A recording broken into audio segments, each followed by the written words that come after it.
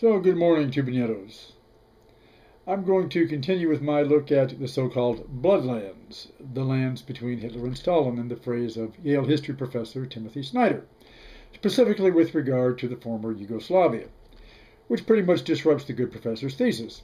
Neither fascism nor communism bears any ideological responsibility for the worst bloodshed in Europe since the war of which he writes.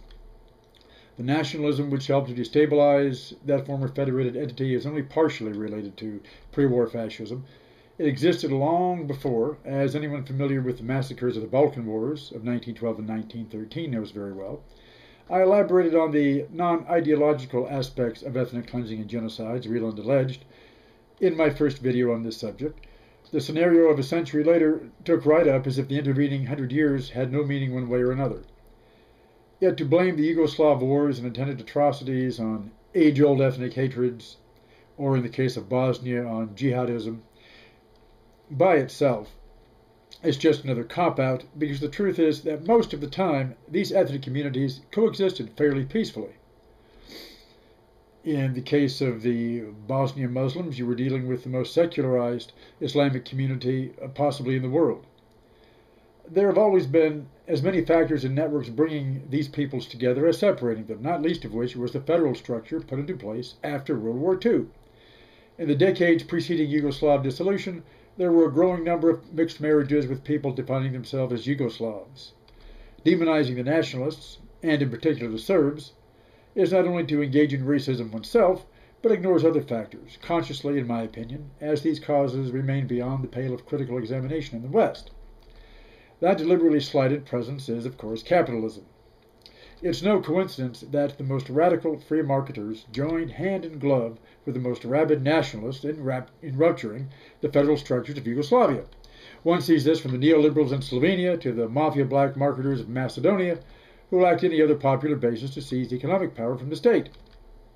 This was made easier by Yugoslavia's latter-day experiments in decentralization.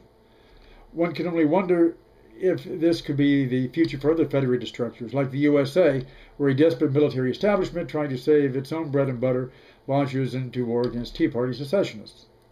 But I digress. Nor does it explain why they should have been so. The emerging market reform process in removing what safety nets remained in the former Socialist Federal Republic of Yugoslavia put the national communities on a competitive footing for job protection, resource use, and social distribution thereof. It's one thing for Serbs and Croats to break bread with one another, but when the bread supply is downsized, each side fought to make sure that the supply went to whatever or whichever was the dominant majority in a given region.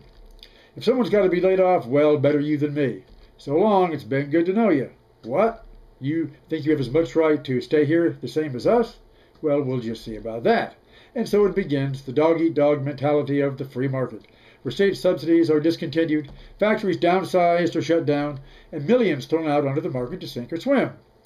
The tribal nature of Yugoslavia guaranteed that, like Rwanda, competitive Malthusian free economics would see to it that many of these people would sink or swim in blood. But isn't it so much easier and gratifying to Western pundits to just blame it all on age-old ethnic hatreds, or even focus it on the Serbs, or narrow it further to Slobo Milosevic, or this former Serb officer Ratko Mladic they just turned in as their ticket to free market integration? Of course, those pushing free market European integration found it convenient to shift blame as much as possible. Split up Yugoslavia so you can integrate the juicy parts into your market networks. Let the third world sinkholes like Bosnia and Kosovo and Macedonia stew in their own shit like the Middle East, unless they become a source of destabilization or terrorism, in which case, that's why we have NATO, isn't it? Not to mention that the returning emigres, who did so much to light the nationalist fires and burn down the federal house of Yugoslavia, have been nurtured for decades by these same governments, serving as success ambassadors for the reform process. The son of a fugitive war criminal makes it big in California real estate and gets tapped by a CIA-funded NGO to lend a hand in the transition process. What better way to guarantee economic misery, violence, and social dislocation?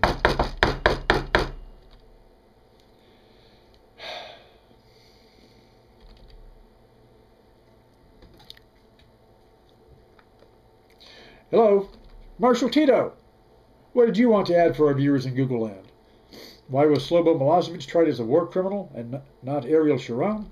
Come on now, as leader of the non-aligned movement, you know the West deals the cards in its own favor. Like Graham Greene said, there's those that are touchable and those that aren't. But just for the record, you want to make it clear you weren't a Serb, but the son of a mixed Croat-Slovene marriage. Well, yes. But liberal, multicultural values only have meaning when they can sell imports to people like former Yugoslavs like yourself for hard currency. Well, that's true. What other value can they have in an economy run by the likes of the Koch brothers? Doesn't take a communist guerrilla leader to figure that one out, huh?